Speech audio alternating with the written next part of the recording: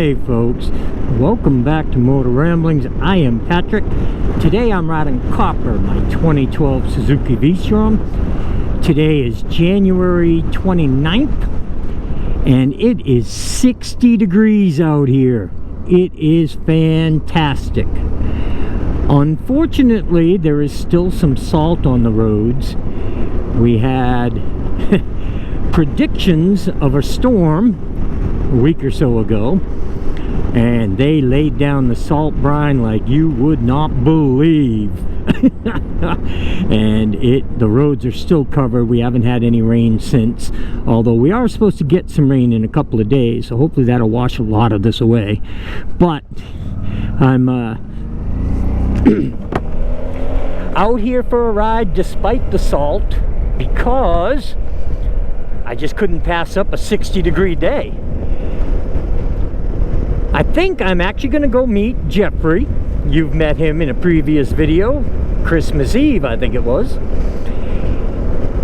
He is going to be leaving work shortly, and I think I'm going to go down and meet him, maybe ride home with him. He lives fairly close to where I do, and it would be just nice to get out and go for a ride, and that gives me a good excuse. Now, something I wanted to talk about today. Today is a Wednesday, and a video came out today. One of my videos came out today where I was riding the VStrom, but I was talking to Roger from @Riding the Thin Lines about using the 360 camera when I was out in South Dakota. And surprisingly, and I shouldn't really be surprised, but it's one of those videos where I put it together and I released it, and I kind of figured, well, this is kind of boring, but I created it, I worked with Roger, we made the video, so let's release it. And I will recommend to all of you right now, even if you have a video that you think is just not up to what you want it to be, if you think that it's just too boring, go ahead and release it. I don't know YouTube well at all, apparently, because every time I think a video is really just a dud and isn't going to do well, it does a lot better than I thought it would. And whenever I do a video that I think, hey man, I put some effort into that, it's a great subject, good thumbnail, good title, boink, it tanks. So anyway, back to the subject. I spoke about the 360 camera in the video, and I've had so many comments talking about the 360 camera, and of course I mentioned drones in that video, and I've had comments about drone use as well.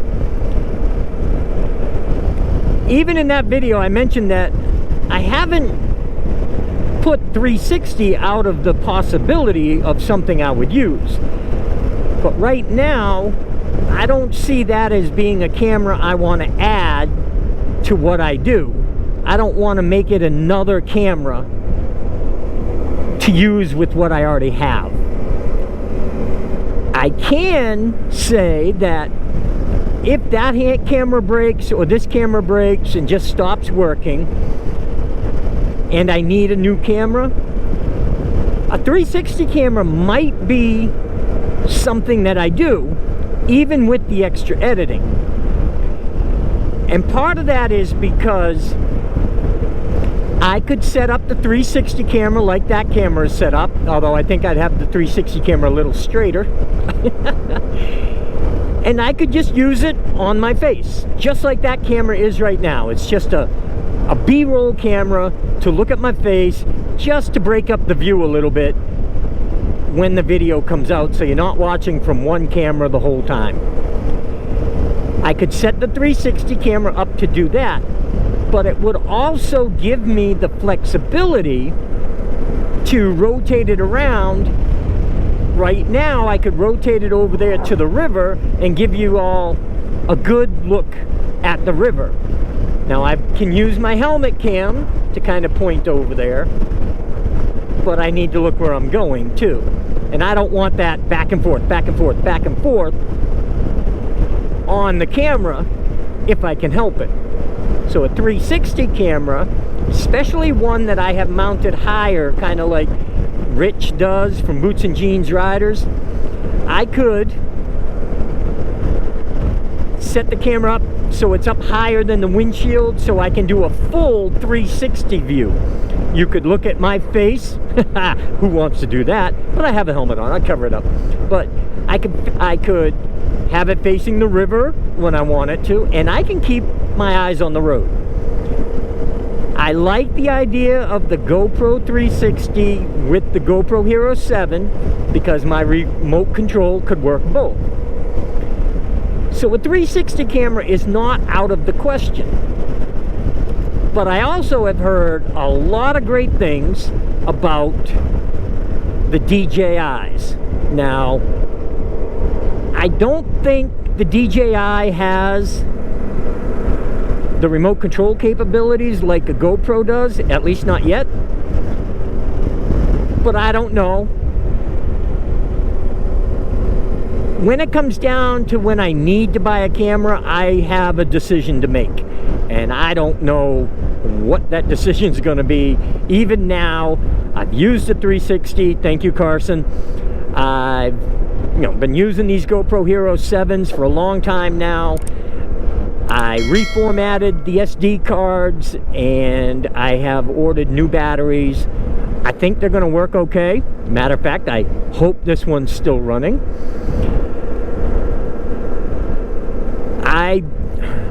I don't know. I have a decision to make.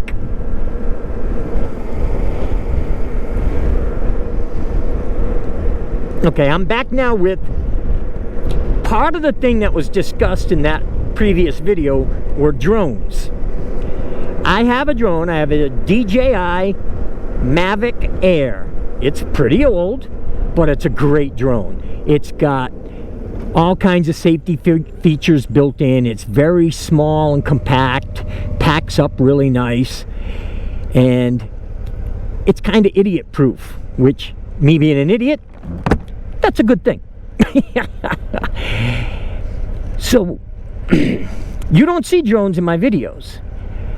Now, before I got monetized, you didn't see the drone in my videos very much. When I first got the drone, I used it pretty regularly. But I stopped using it because even when I was alone, I had to stop, get the drone out, put it together, connect it to the phone, launch it, fly it, film, whatever I was going to do with it. And then I'd have to bring it down, pack it up, put it away, and get going again. And call it lazy, call it whatever. I like to ride. I don't like to stop while I'm riding. And for that reason, I don't use the drone hardly at all. Well, actually, I don't use the drone at all. And now I'm monetized. So as far as I know, I need a Part 107 license in order to fly that drone and put it in a video where I actually make money. I will look into that a little bit more, maybe put a blurb down the bottom, maybe put a little post right up here, little picture, because looking at the back of this dump truck isn't great anyway, showing what I found out about needing a license if you're using it in a monetized YouTube video. But as far as I know, if I were to use a drone in a video that's monetized, I need to have a license. Now, I heard somebody say it depends on the weight. I'm not 100% sure that that's true, or if mine qualifies for being able to use if it's lightweight. It doesn't make sense to me. If I'm using a drone in a monetized video, what does it matter how big the drone is? I don't know. Anyway, I'll let you know what I find out by putting blurbs up on the video. So that's kind of what, today's subject, that's pretty much what it is. It's 360 cameras and drones. Again, I'm talking about them again. But this time I wanted to tell just a little bit more in depth about how I feel about the whole situation. And if I were to get my license for the drone, I could use it in any video, anytime. But would I? I don't think I would. I don't like to stop. Now, if I'm with other people who really do like to stop, I could take the time to set it up. But I also don't want to be in their way. I don't want to distract them. I don't want to be saying, hey, hold on, I'm not ready, I got to bring the drone back. So, yeah, I don't think I'm going to use the drone in my videos, even if I were to go get my license. But I did want to thank everybody for all the comments and watching that video. My Wednesday videos on the VStrom where I'm not riding off pavement usually don't do well. That video has done pretty well, and again, thank you all for watching it. I guess that's about it. I've told you that the 360 camera has some pretty good editing requirements, but yet it's not so bad that I'm 100% against it. And I've told you that the drone, I'm just too lazy to fly it, and that with the requirement for a license, I'm just not going to do it. So I guess that's it for now. Thank you so much for watching and sticking around if you have. I hope you all can stay well, stay safe, most of all, stay happy, y'all. Motoramblings out. See ya.